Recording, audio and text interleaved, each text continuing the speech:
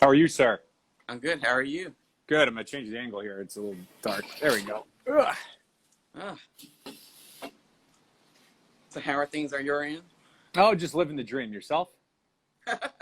Doing pretty good. Getting used to this working from home situation. So, um, just adapting, I guess, at this point. Where are you based again? So I'm in North Carolina. Oh, yeah. So it's not as bad there. It's not like being in up north as much where I hear it's like nobody leaves their house except, they're like trolls, I guess, now. Yeah, I mean, most everybody's kind of stay. We have a stay-at-home order for the most part. I think it runs out on Friday. So most people here have kind of stuck to it for the most part. You Sure. know, um, I go out in the afternoons for a walk around the neighborhood, and it's pretty quiet. But there's still people out. But it's been okay. It's a new normal, as I call it. Yeah. And in Miami, there's still, they haven't set a date to lift things, but the rest of outside of Broward, Palm Beach, and Dade County, you can basically start going out again. They lighten things up a little bit.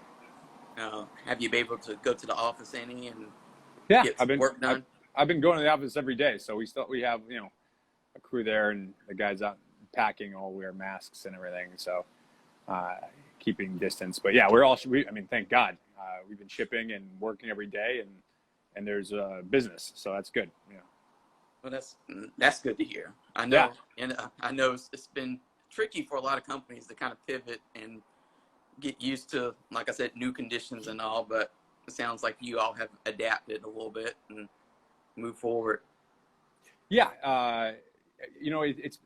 it's obviously been a challenge, but it's not been that bad. I mean, we've had very steady, good sales, and we're happy with the conditions of based on the conditions of things. Okay. Well, what I wanted to do with Deep Cuts is, we always work together in terms of like me being media and you having a press release and us occasionally doing the story for you in tobacco business. Absolutely. And such. But what I wanted to do in this time of day is, with so many people working from home and looking for kind of a more interactive engagement, I guess. Absolutely. They're the feedback I've gotten is that they're craving kind of the lounge experience where they go into a lounge, they sit there, have a nice conversation with somebody, get to know them, and they just don't have that right now with a lot of the stay-at-home orders being in place and kind of being stuck. Yeah. At home. So what I wanted to do is kind of get, like I said, bring to life your story and the Aganorsa story, and to share that with people in the hopes that, for if they've not tried the Aganorsa brand, and if they don't know you, then hopefully after this they'll have like a nice introduction, and that once all of this kind of clears up a little bit and we're able to get back to some type of normal, when they see an Aganorsa cigar in a humidor, then all of a sudden they will feel a little bit more connected to it, may be willing to try it if they haven't already. I like the way you think. And so I think with you, it'd be a good thing just to start at, how did you get into the industry? So, despite looking and basically being a gringo, I have family that's in the cigar business. My uncle is Manuel Quesada, and part of my family goes back to Spain through Cuba. And when they left, Cuba, like everybody else did after donating all their property to Castro, they reset up in the Dominican Republic. But my father, he grew up in Miami, and he was never involved in the business. He married my mother, who was from Massachusetts. I grew up in Massachusetts. And then when I was younger, I spent the summer in the factory. I was like, I'll go down to the Dominican Republic, visit some family, and have a good time down there. And I didn't even smoke cigars or anything like that at the time. I was pretty young. And so I spent the summer down there, but it was really, an eye-opener. Like the reason we're all in this business is that the camaraderie, how much time and effort goes into making cigars. And then I would go over my uncle's on Sunday, and we would play cards and have a couple of adult beverages and smoke cigars. And so I was kind of like, wow, this is really something special. And then a few years later, I was able to go to work for him for full time, and I worked with him for about 10 years.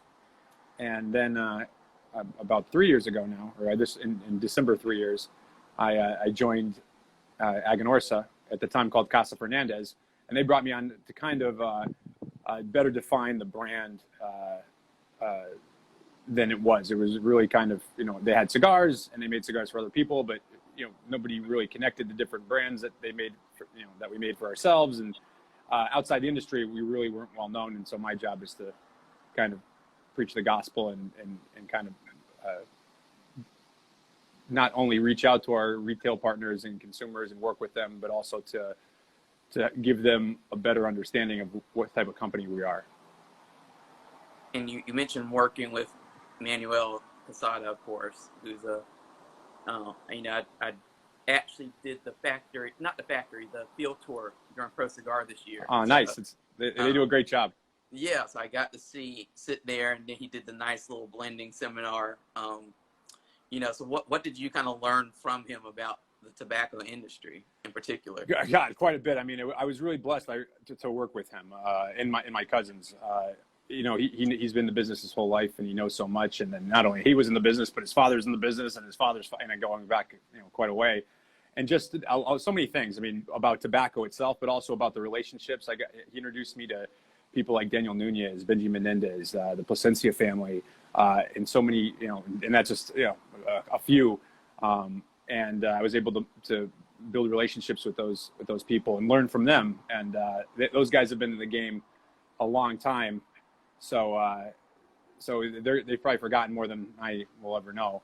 And so just between the knowledge of tobacco, the relationships, the nature of the business, it's a gentleman's business. A lot of deals are done with handshakes, and it's a small business. And so if you ever don't stand by your word, it's a small business. People are going to know that, and that you're kind of going to ruin your reputation. So I can't say enough good things. When you made the move to Casa Fernandez, and now it's known as Aganorsa Leaf, I mean, what was your initial thoughts? What did you kind of see as your biggest challenge that you need to get over? So it was basically the fact that people didn't understand the brand or were aware of it. And the best cigar you've never heard of is one you don't smoke. So I always say the brands that have long-term loyalty are the ones where people understand what the brand is about. The cigar is obviously very important, and I didn't need to do anything there. In fact, if I had to, I wouldn't have joined the company, because that's not my area of expertise. I can't tell them how to run a factory better or to blend differently or anything else. And none of that needed to be really adjusted. Everybody liked the blends. They thought they were really incredible. But they just didn't know how to present themselves as well as they could. And so that was my role, is to come in and to, most companies are kind of define themselves in one of three ways. And this is a crude definition, and nobody's all of one. But basically, people it's either brand cult of personality, where there's something about the owner's charisma and personality is very closely linked with the brand. And then there's companies that are more lifestyle based. I always use one of the best examples is Davidoff. Davidoff, who owns Davidoff? Who knows? But immediately you think of luxury, you think of high-end lifestyle, you think of quality. You have a very clear picture of what Davidoff represents, and they very well align that. And then you have product-based companies where it's something particularly about the product itself that separates the company. And that's, for us, it's our tobacco. The tobacco we grow, we're one of the largest growers in Nicaragua, and companies, from True Estate, the good people at Altadis, JC Newman, so many people buy our tobacco. And then also we make cigars for ourselves and for other people. And that tobacco it comes from two seeds in two regions, Corojo 99 and Criollo 98, primarily from Jalapa and Esteli, a little bit from Condega as well. And the way we process the seeds we use and that whole system we have creates a signature flavor profile that nobody else has. And that's what makes it special. And so it was a matter of getting that story and information out to people so that they understood, when you buy Aganorsa, this is what you're buying. And a minute ago, you talked about basically the two different types of products, or how you market them. You either have, like you said, a personality that's in front of it, or you have the product itself, the focus. As somebody who has worked in the marketing field, Is one of them kind of trickier to work with, or are both of them equally challenging? I think it's just a matter of knowing what your strengths are, really. I mean, you know, there's all sorts of different, there's not a right answer to any of these. I mean, I think they're all, you can see very successful examples of all of them. And it's just a matter of what your strengths are. And for us, you know, we're not the most exciting people in the world. It's not so much about any of us in the company. It's about the tobacco we grow, which for me is very exciting. And so, and again, it's all genuine in terms of the process, in terms of the seeds we use. It's not a bunch of stories about, you know, we got tobacco from Castro's beard and we fermented it in a nuclear reactor in North Korea or some crazy story. It's all a genuine story. And you mentioned the story, and this is something that has come up a lot in deep cuts, whether I'm talking to Michael Herclotz or Rick Ardito yesterday. You know, the fact that a brand, whether, like you said, whichever path you take, whether it's the personality or the product driven, like you need basically, from what I'm gathering, like a good story in order to sell your product. Do you think that's the case? Yeah, I think you need to have an identity. I mean, I think story can sometimes be misconstrued as you know, like a made up, you know, fable or something like that. But I would agree with that if it's in the sense of identity. Like, people need to know what this is about, and that's true of anything. If you go into, you know, a liquor store, or you go buy a car or anything, there's that you're defining yourself to some degree by what you decide to purchase. And, you know, yeah, there are people that it's purely about money, it's just commodity, and that's the case for, you know, all products. But for premium cigars, that's not the case, because you just want, I mean, you can certainly save a lot of money buying something that's machine made or you know, whatever that's not premium definition. So people that are buying premium cigars, for the most part, are buying something beyond simply you know, the tobacco. They're buying into a belief system, into a style, into something that represents them. I always joke that if you take a guy's cigar and you take the band off, and it's his favorite cigar in the world, and he loves it, and he smokes it every day, and you put a Hillary Clinton 2020 band on it, he may like it less, or he may like it more, but he's gonna feel differently about it. And it's the same cigar; it hasn't changed. So it's very important that that you have that identity, and that identity reflect a reality. I mean, if there's too much information these days with internet and phones and every camera and everything, where people are going to find out if you're just got some crazy made up thing. So you've got to be genuine in how you tell that story. So authenticity is kind of the key. Absolutely. When it comes to marketing a product like a premium cigar, and you've kind of talked about this, but like, there's so many companies, I think, who are kind of struggling with the idea, because I think we're seeing a shift in the industry right now, especially with all the legislation or regulation stuff going on, where, you know, a couple of years ago, the whole focus was new products every year, new products to keep you really busy. And now the shift is more focused, I think, maybe on experience, because that will never change. But the fact that you can't have a new product out, it seems like it is changing. So where do you think the focus for you, with being a marketer and being in the middle of all this, where is that focus? That's a great question. I think that I think the key is to present things in a new way. In that sense, for instance, like we introduced when I joined shortly thereafter, our Aganorsa experiences, where it's of events where they're just kind of buying cigars, is that they get to try our Corojo 99 and Corojo 98 Puritos, the pure leaf itself, and they smoke them individually and then together, and then they smoke one of the cigars. And so you kind of go from kind of single notes on the piano to chopsticks to Mozart. And that, you know, there's guys that have been smoking their whole lives, basically, or their adult lives, and they'll say things like, "Oh, I've never done this before. I've never experienced this." And it allows them to see how we create that flavor profile, rather than just tell them. And so we don't get into like, oh, chocolate cream pie and all this stuff. I mean, we're like, okay, our Corojo 99 is going to make you salivate, and it's going to give you some spice on the retrohale on the tip of the tongue. There's a lingering sweetness, and people taste that. It's not a bunch of crazy marketing terms. And so when they do that, it's like the light goes off, and they say, okay, now I recognize that taste. And when they taste the cigar, they're picking that up in a way that they hadn't before. So that completely changed. It's the same cigar, but now we've completely changed their experience on it. So that's one way. Also, in terms of packaging, at least for us, I mean, we've repackaged a lot of things. I mean, some of our stuff just really, you would never even know we made it. I mean, you could put a bunch of our products on the shelf, and you thought it was 13 different companies. And so by packaging it more in a consistent format so that it's clear that it's Aganorsa, I think that's been really successful. And you kind of mentioned this or touched on it, the whole idea of reviews in this industry, because one of the fun things that I think we experienced when we were at Pro Cigar this year and at the Casada tour was, we were going to lunch after the whole blending seminar, and somebody asked Manuel about the whole rating thing and flavors and stuff, like, picking up. And he gave us a brief history that we didn't even know we were going to get about ratings and how, back in the day, the cigar, manufacturers, they would never have thought of rating it like you said, some of the weird flavors that come up. Yeah, and let me be clear also, like, everyone's palate is different. I've had people Right. tell me completely genuinely that they taste all sorts of things.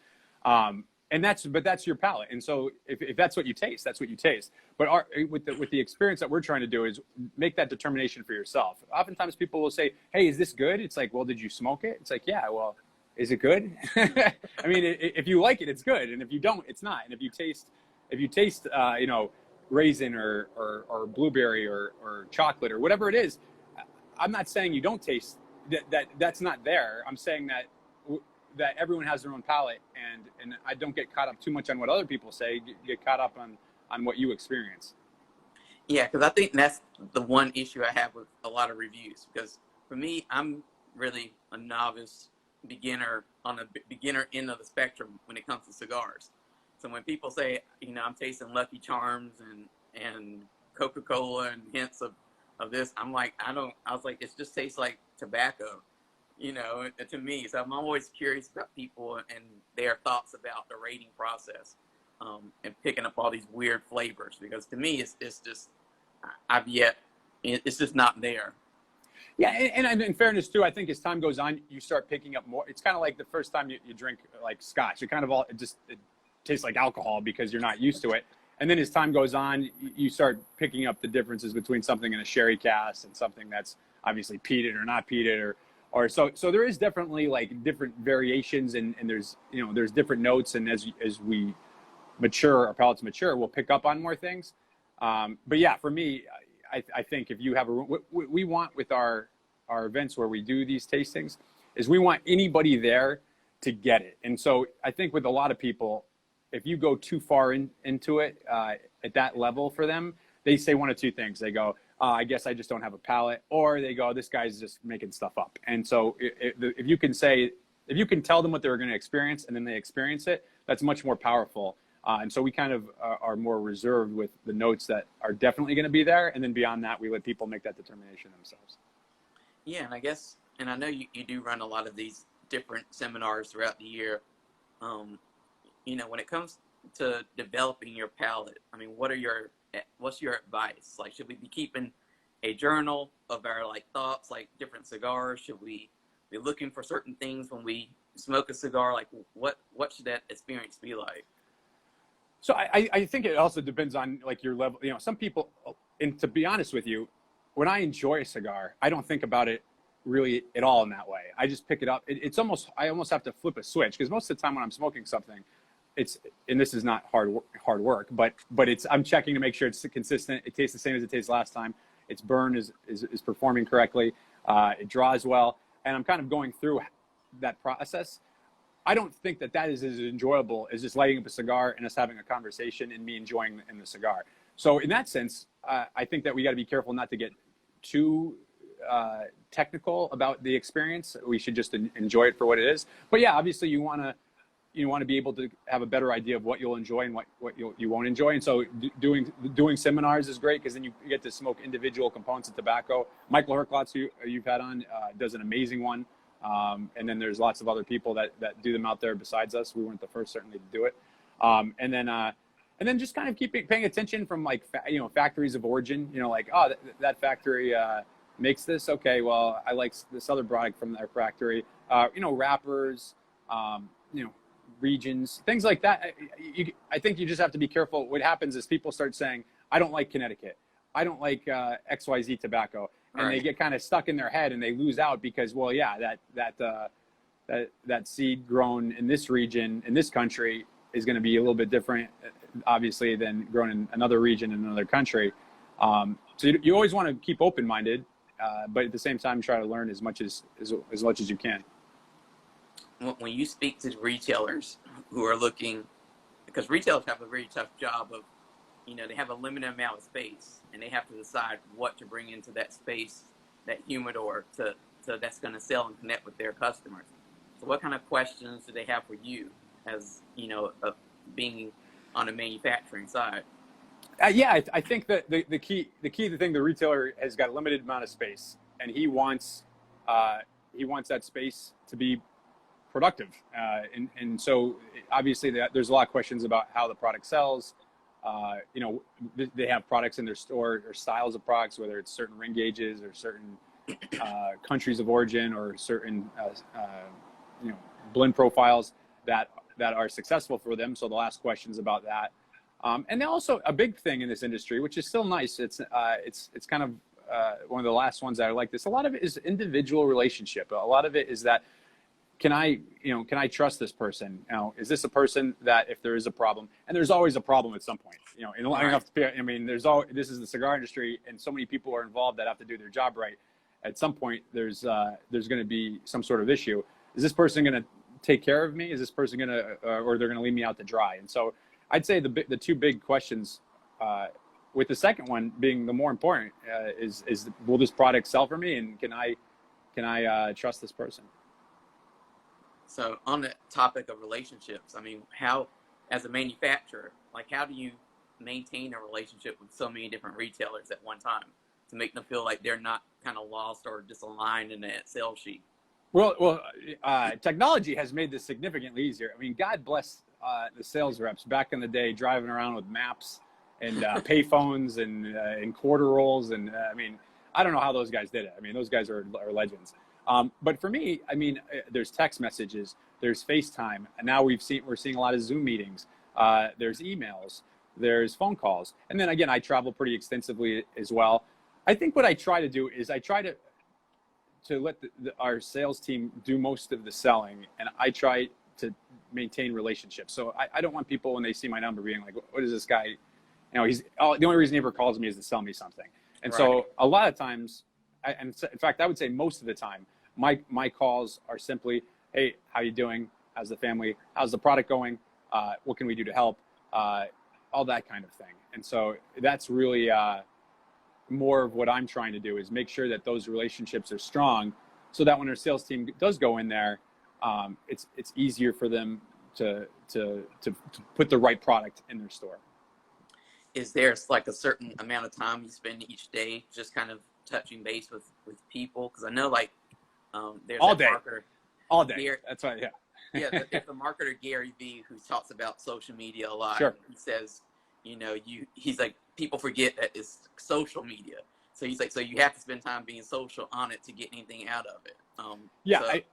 I saw Gary Vee actually a couple of years ago, and I follow him, and he's definitely had a big impact on my strategies and things like that, and my philosophy. Because again, I think what the biggest mistake a lot of people make is what they're trying to get likes, and they're trying to get people. The purpose of it is to build connection, and that's through dialogue, and that's not just putting a post out and then never answering any questions on it, or just trying to sell people stuff. What you want to do is put out content. You want to put out good content that people are interested in, and that will attract them to see more from you, and then also be very proactive in engagement and talking to people and responding. And there's people that I've never even met that I have. I would go forward so far as to use the word friends. They contact me all the time. Hey, I tried your cigar with this scotch the other day. It was great. And hey, this is a picture of me and my wife on vacation, smoking an Aganorsa. And that's really the most rewarding thing for me. The only metric of success is the consumer's passion for the product and the retailer's passion for the product. And that is what gets people to do things. If I sit here and I say, he's got this really flavorful tobacco, and cigars are really good. And we're one of the largest growers in Nicaragua. I mean, everything I'm saying is true, but it's not very interesting. And whereas if somebody you trust and respect, that doesn't work for the company, says, man, you've got to try this. It's amazing.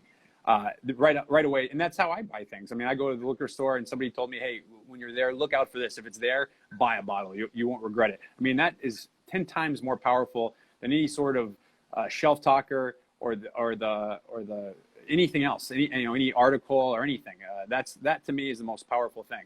And that's what we want, is we want people to go out there that really enjoy the product to such a degree that they spread that enthusiasm to others. So really, it's like the word of mouth is your marketing. Yes, absolutely. Yeah, I mean, really, that's what it is now. Is word on the street is king. I mean, and because there's so many ways to disseminate that. There's so many groups, and there's always some people in that group that are highly respected in terms of their opinion, and those people get on board. Now you have somebody that's advocating for you with no personalized incentive. They're not getting paid. They're not getting anything for doing it. They're doing it because of love of the product. And that's honestly, every time somebody says, oh, I love Aganorsa, I really encourage people to reach out to me, because that means what we're doing is working. When somebody calls or writes or whatever and says, hey, I just want you to let you know that I really enjoy your product and I love Aganorsa. And every time something comes out, I look forward to it because it's one of my favorite cigars. So that's what we're looking for. How is the Lunatic Torch doing? Because I know that's just came out. It literally, I think I got one here. I can show you. It literally just started shipping. We have a program called our Aganorsa Select Retailers. Mm-hmm. These are guys that heavily support us and partake in a program. And so they get first crack at it right now. And then in the summertime, we're going to open it up to all our retail partners.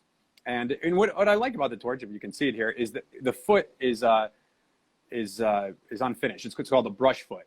And for us, it's a cigar that actually existed for a while, but again, it was packaged and weirdly, and it didn't catch the eye. It was really, so we've redone it, and again, it really falls in line with what we do, because it allows you to smoke the filler and binder tobaccos, see what flavor those create, and then you hit our Corojo 99 wrapper, and it changes it, and then so you really get to see that transition and see how our tobacco creates that signature flavor in this cigar. So we're really excited about it, and so far we've gotten a lot of great feedback, even though we literally started shipping it like about 4 or 5 days ago.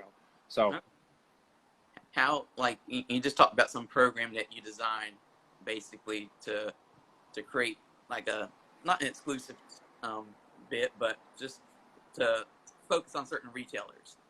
How did you go about designing that program to kind of stimulate kind of interest? I mean, to be honest with you, what we did is we kept it's not an extremely high bar to join, because we don't want to, some guys have 20 stores and some guys have one, and so we don't want, you could have a great supporter that has one store where you have 25% of his humidor, but not not 6 stores where you have 5%, but it ends up being the same amount. So we wanted to make sure it was available, at least feasible to most retailers who wanted to partake in it. Mm-hmm. And so that was one of the key requirements. And then it just, there's some incentives to it. If you're getting behind us, you're carrying a lot of our brands, you're using that retail space to place our products, we're going to give you incentives for that, such as, again, getting the torch a little bit sooner than everybody else. So that's the idea. Is you don't want to create it so it's so exclusive that like the vast majority of people can't partake in it, but you also want to make sure the people that are involved are rewarded for it.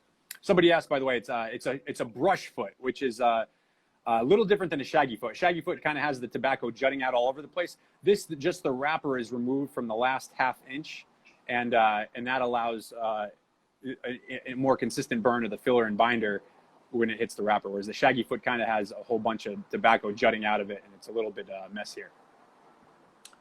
When it came time for you when you came into the company, and I know that you all released this big press release saying that we were going to change the name of the company, redo it, like what was that process like to make the switch from Casa Fernandez to everything kind of being branded Aganorsa Leaf? Well, again, we wanted the name to reflect who we are. Casa Fernandez, AJ Fernandez, it causes confusion. And it really didn't reflect who we were. The leaf we grow is what makes us special. So it made more sense to call the company after that. In fairness, I envisioned a more gradual transition for that over a period of time. But to their credit, Dion Giulito from Illusion and Nick Malillo from Foundation talked to Max Fernandez, Eduardo's son, and really pushed to do it, just tear the Band-Aid off and do it quicker. And we did. And that was a smart move. So most of the things that we do that are successful are somebody else's ideas. I basically listen to what people say and then execute the vision. And somebody wants to know, do you still toast the foot like a normal cigar on that cigar that you were showing us? Yeah, you would light it up normally, and again, it's only about a ½ inch, so it's not too long because the idea is obviously to enjoy the cigar with the wrapper on it. But it gives you about 5 minutes or 10 minutes, depending on how fast you smoke, of just tasting that wrapper and binder and seeing how that's kind of the base profile, and then it hits the wrapper and the change of that. So again, just another way, like we were talking about before, how to experience something different without coming out with all these new things and new blends and everything like that. So, Aganorsa, like you said, I don't think people realize that Aganorsa makes a lot of cigars or gives the tobacco, supplies the tobacco to a lot of companies. So I don't think people know that, so they may not have smoked the Aganorsa cigar, but they've had Aganorsa tobacco in some way, probably, in one shape or form. Yeah, absolutely.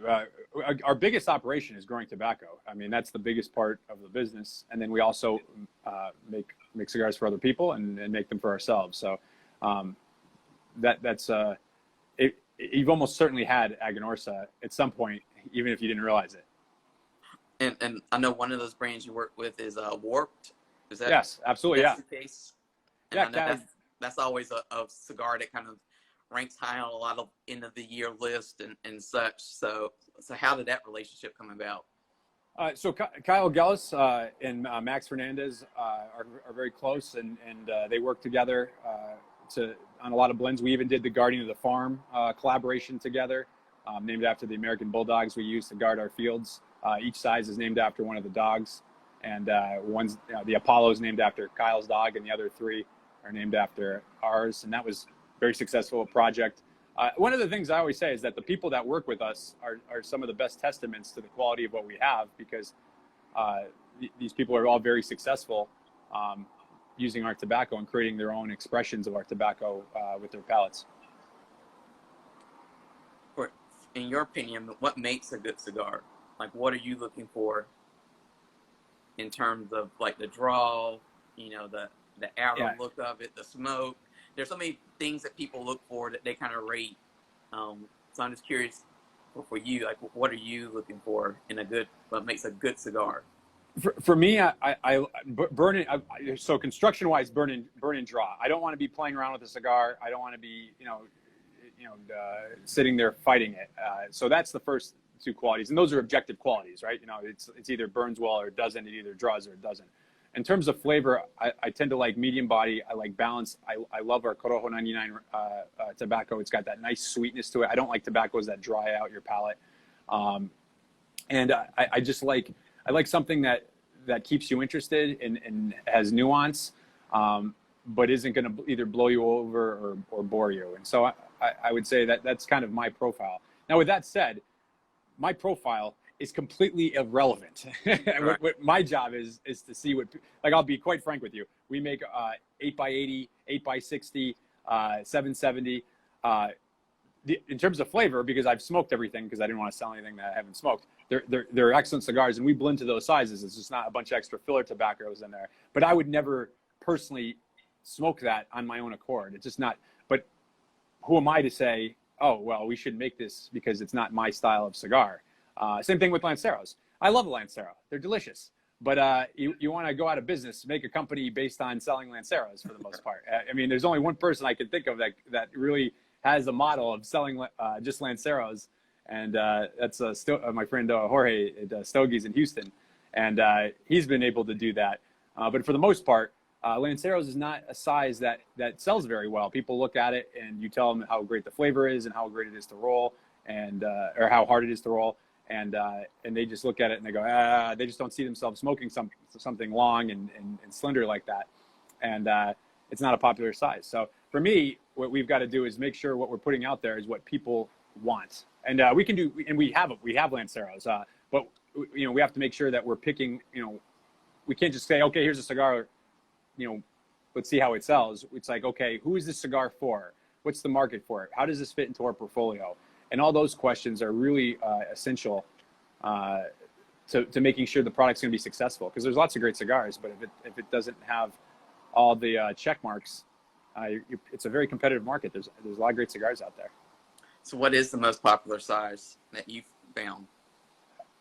I would say the two are the 60 ring gauge 660s and 60 plus, I guess I could say, and basically the Toro size. Those are the two sizes that if you only come out with two sizes, those seem to have the most popularity, and then Robusto's there too. But I would say that the top two are Toro and then 60 plus. Those are the most popular sizes.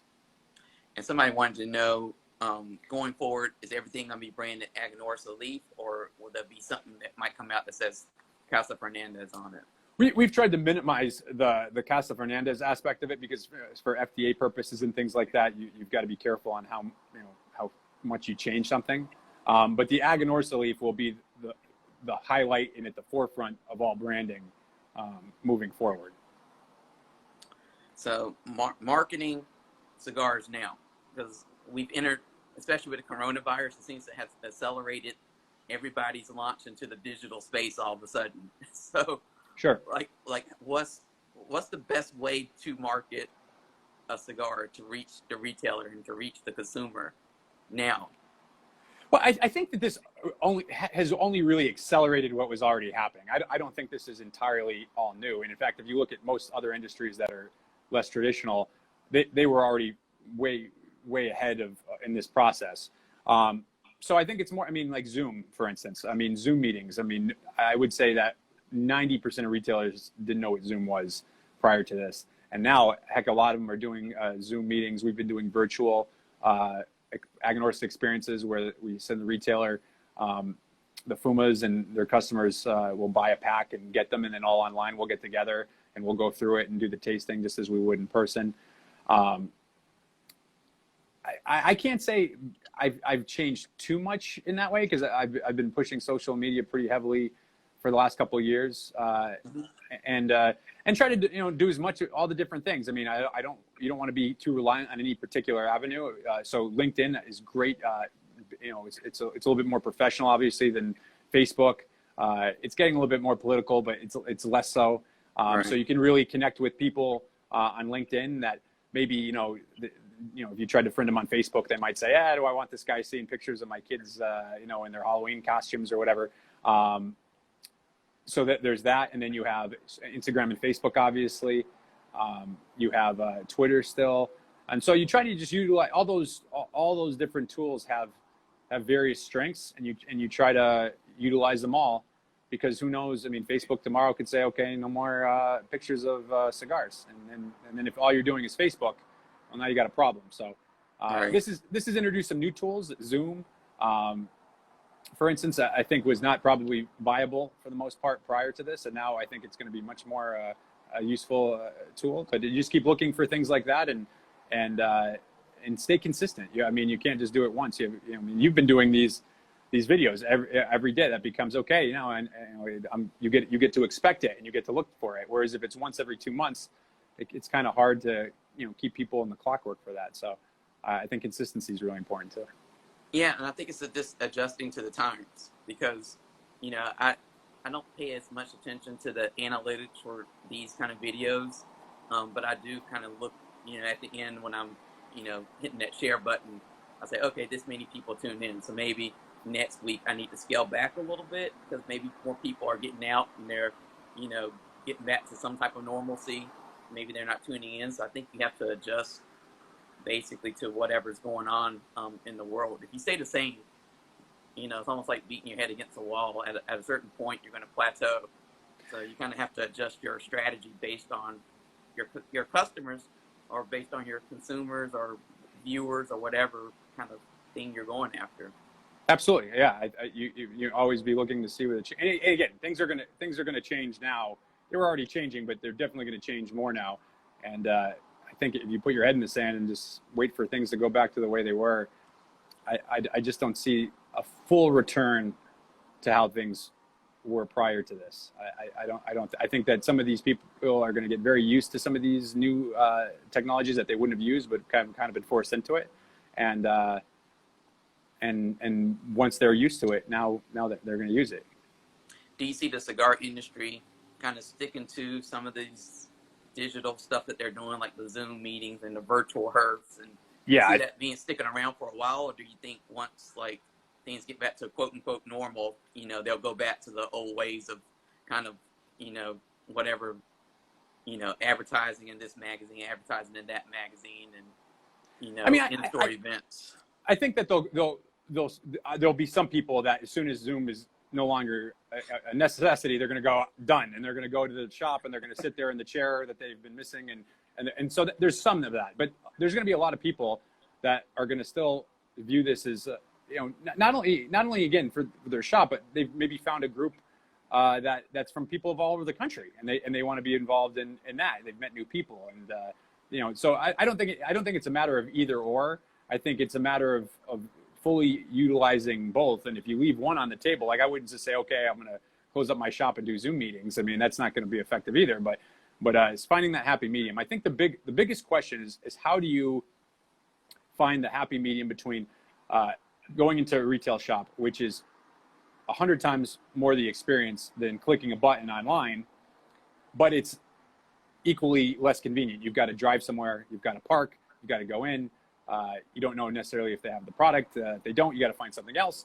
And so there's on that side, and then on the other side, you're not getting the camaraderie, you're not getting the experience of clicking a button online. And so how do you kind of channel that in between? Well, Zoom and some of these things I think are going to create the possibility of creating that middle ground where you can still enjoy the experience, or close to the experience of being in the store. Without necessarily having to. And that's great for a lot of people, because if you live in, the middle of nowhere somewhere, maybe your shop is 40 miles away or something like that. And you go out there, but you can't go out there every day, or maybe every month even. So if you can, maybe hook up with that retailer through Zoom or whatever, Instagram or Facebook Lives or whatever it is, I think that's good for everybody. So somebody asked, what is your favorite Aganorsa branded cigar?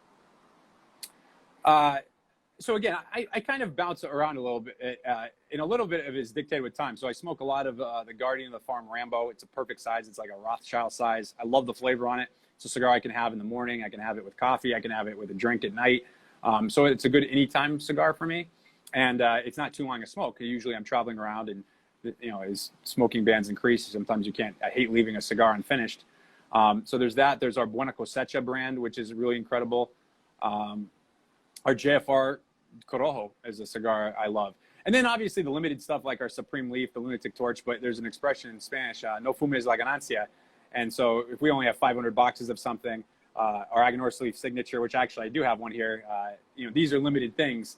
So the more I smoke of them, the less we can send to our retail partners.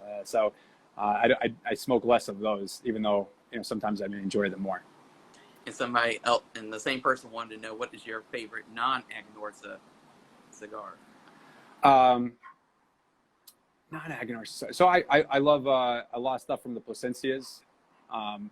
Say I have one is a little bit hard. It really depends on the time. Like the Plasencia Almafuerte, I think is an incredible cigar.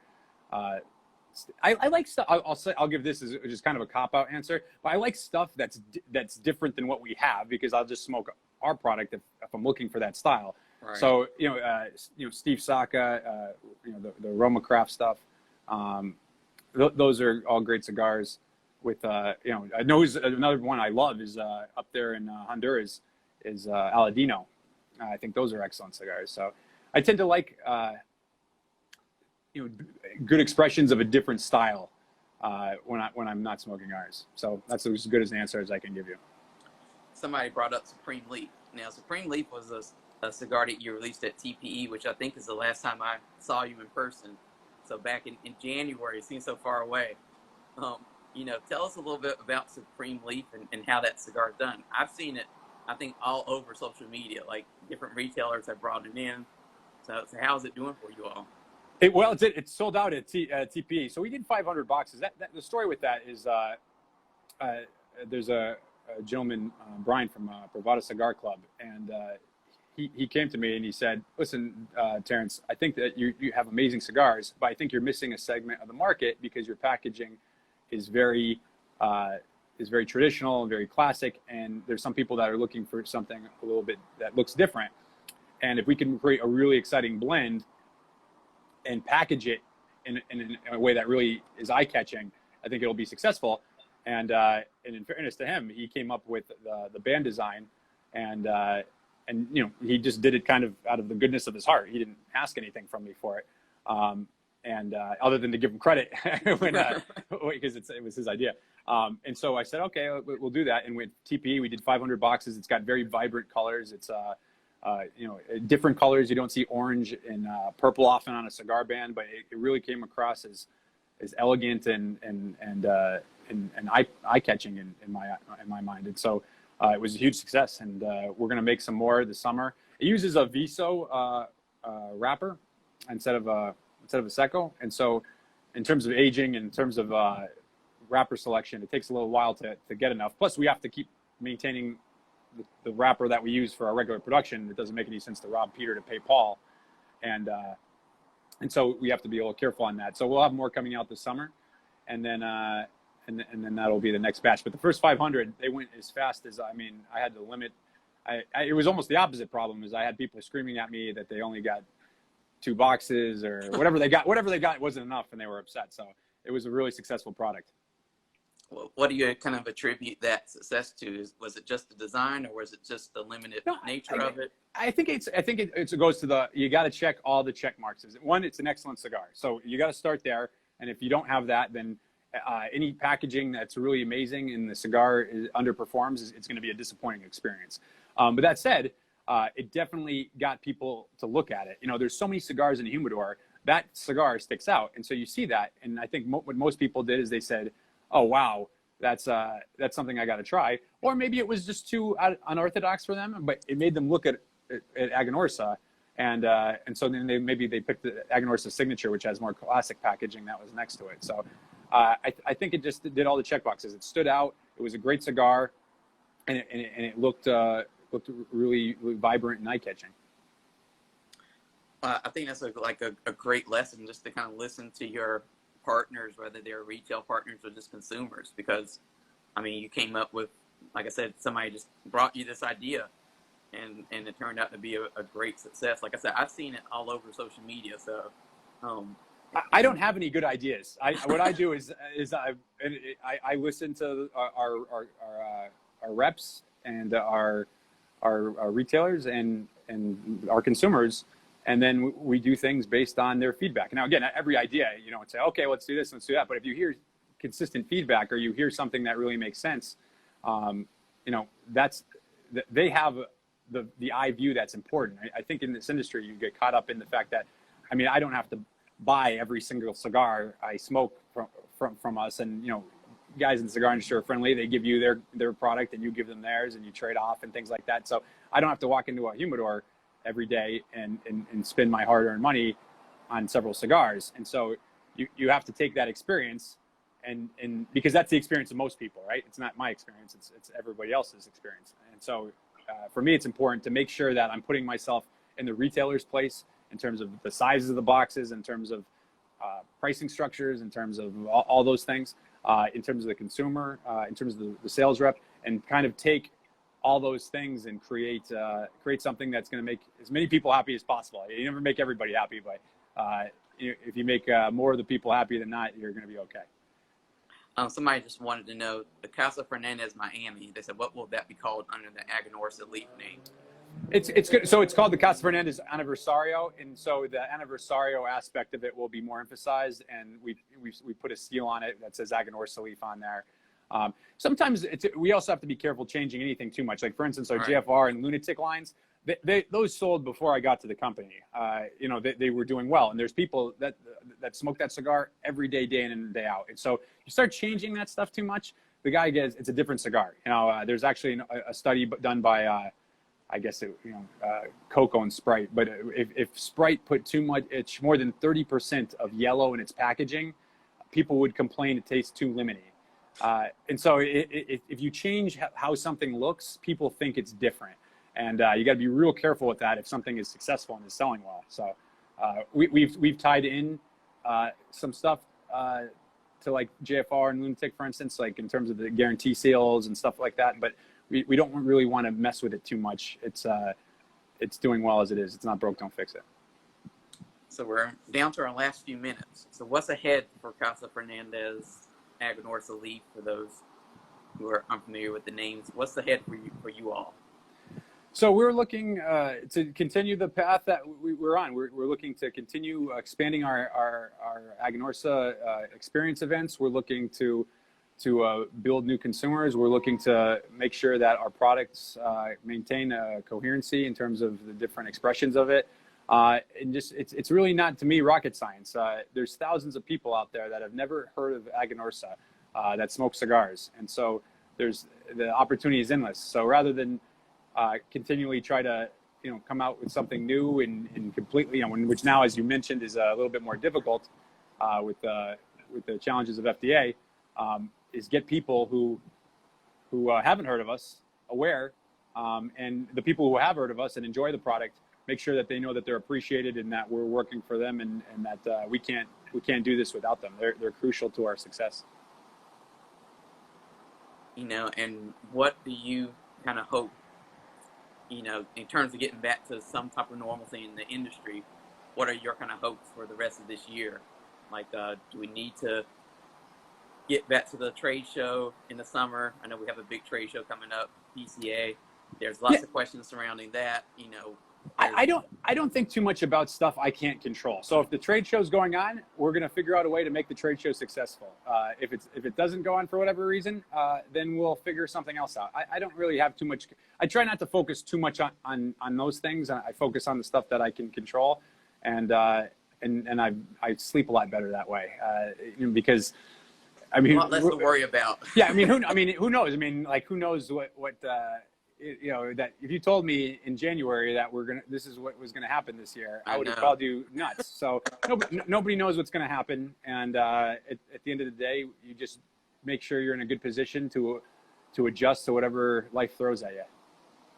And Aganorsa, are you gonna be doing more virtual events this year to kind of keep, like you said, to provide people with ways to kind of engage and interact with you all? Yeah, again, we're going to have to see how much things open up. We want it to be a great supplement. We still believe that in this industry, it's a person-to-person business. We still believe that's true, and we still believe that will primarily be true whenever this is done for. But there will be adjustments that need to be made, and it's a useful tool. If you're on a Zoom, let's just say your territory is 4 or 5 states, and you can't visit all of them on every trip. Well, you set up a Zoom call, so you rotate them out, so that way you're seeing everybody in one form or another every 6 weeks, rather than if you miss that guy because his wife went into labor or whatever. Now you're not seeing him for 6 weeks. Maybe now you're going to see him in a couple of days because you can set up a Zoom call with him or whatever. And so that's, to me, it's just taking those additional benefits and implementing them to what's already successful. So how can people learn more about Aganorsa, follow you all on social media? What's all the handles and websites to follow so that they can keep track of what you all are doing? So you definitely want to check out our website, www.aganorsaleaf.com. It goes over our history. It gives the vast majority of our products, at least the core line stuff. Talks about our Aganorsa experience events. And then social media, Facebook, Instagram, Twitter is my name. It's Terence Reilly under Twitter, but Aganorsa Leaf for Instagram, Aganorsa Leaf for Facebook. So please follow us on those things. We also have a Facebook fan group, Aganorsa Acolytes. Please join. So there's about 100 different ways to stay in touch with our company and with me. And so just whatever one's most comfortable with you is fine with me. Well, I mean, that's all the questions I have for today. I know there are a lot, so thank you for answering all the questions and kind of sharing more about the Aganorsa brand with all of us today. Like I said, I hope people who haven't tried Aganorsa Leaf, now that they know a little bit more about it, and I hope that once things do let up and people can safely go to the stores, that you'll go to your local brick and mortar store and you'll look for Aganorsa Leaf and give it a try. I like the way you think. Thank you so much. I appreciate you having me on. Thank you. I look forward to our next encounter, whenever that is. Hopefully it's sooner rather than later. From your mouth to God's ears. Have a good day. Be safe. Have fun with your son. I've enjoyed seeing him be able to hang out with you a little bit more during this time. So yeah. You two like you're having fun. Yeah, he's definitely having fun. I think he's gonna burn the house down. In fact, when this is over, I'm gonna get him out of the house so he doesn't make my wife nuts. He's got a lot of energy, so we got to get him out. Okay. Well, have a great day, and I look forward to our next encounter. Thank you so much. Take care, brother. Thank you. You too.